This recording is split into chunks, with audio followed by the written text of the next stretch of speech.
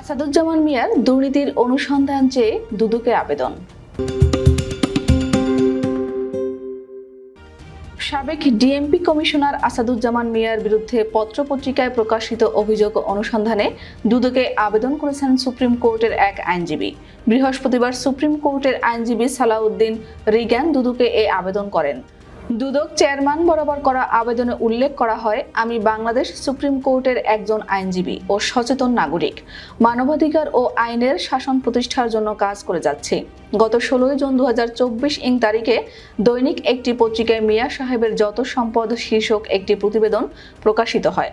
গত 20 জুন দৈনিক আরেকটি পত্রিকায় প্রকাশিত শিরোনাম এবার আলোচনায় আসাদুজ্জামান মিয়ার বিপুল সম্পদ এবং 21 জুন দৈনিক আরেকটি পত্রিকায় প্রকাশিত শিরোনাম আসাদুজ্জামানের কত সম্পদ প্রকাশিত হয়।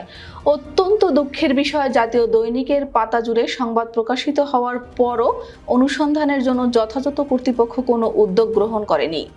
যাহা দুদকের নিষ্ক্রিয়তা, যেখানে মাননীয় প্রধানমন্ত্রী সকল ধরনের দুর্নীতির বিরুদ্ধে জিরো টলারেন্স নীতি গ্রহণ করেছেন। জাতীয় পত্রিকায় প্রকাশিত রিপোর্ট রাষ্ট্রের আইনশৃঙ্খলা বাহিনীর প্রতি জনগণের আস্থা ও বিশ্বাস ক্ষুণ্ণ করে এবং জনমনে বিভ্রান্তি সৃষ্টি করে। উক্ত বিষয়ে যথাযথ অনুসন্ধানের উদ্যোগ গ্রহণ করে জানানোর জন্য বিশেষভাবে অনুরোধ করেন সুপ্রিম কোর্টের ওই আইনজীবী।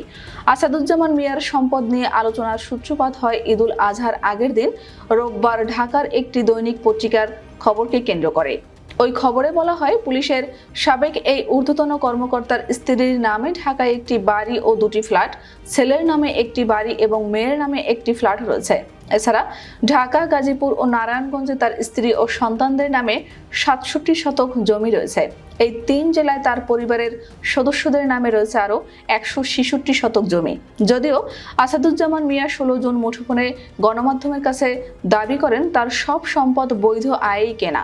তার ছেলে ও মেয়ের নামে যেসব সম্পত্তির কথা বলা হয়েছে সেটা অর্জনের সামর্থ্য তারা রাখেন, এগুলো তার বৈধ আয়ের সঙ্গেও সামঞ্জস্যপূর্ণ।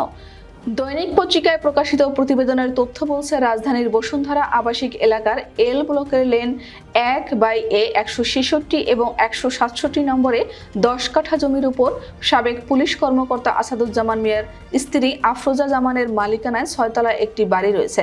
রাজধানীর ইস্কাটনেও আসাদুজ্জামান মিয়ার স্ত্রীর নামে একটি ফ্ল্যাট রয়েছে। আরও একটি ফ্ল্যাট রয়েছে ধানমন্ডিতে। এর বাইরে সিদ্ধেশ্বরীতে আসাদুজ্জামানের মেয়ের নামে একটি ফ্ল্যাট রয়েছে।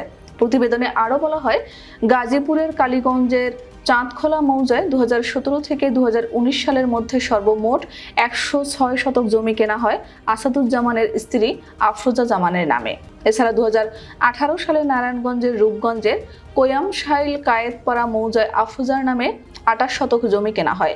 একই বছর একই মৌজায় আরও 32 শতক জমি কেনা হয় তার নামে। পূর্বাঞ্চলে 10 কাঠা জমি রয়েছে আসাদুজ্জামান মিয়ার নামে। এছাড়া আসাদুজ্জামানের পরিবারের সদস্যদের নামে রাজধানীর আফতাবনগরে 21 কাঠা জমি রয়েছে। নিকুঞ্জ 1-এ আসাদুজ্জামানের ছোট ছেলের নামেও একটি বাড়ি রয়েছে।